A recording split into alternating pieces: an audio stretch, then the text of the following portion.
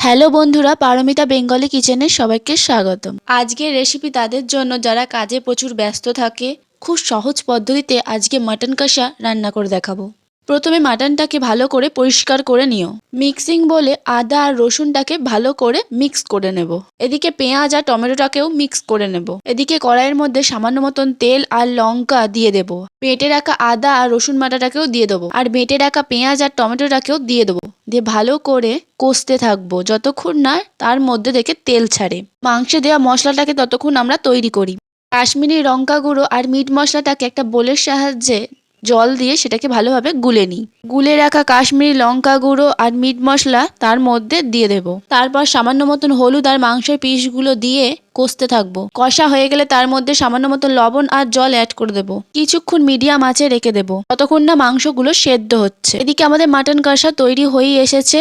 একটা পাত্রে তুলে নেব। বাড়িতে একবার হলেও ট্রাই করে দেখো, খেতে কিন্তু দুর্দান্ত হয়। আর রেসিপিটা কেমন লাগলো অবশ্যই জানিও।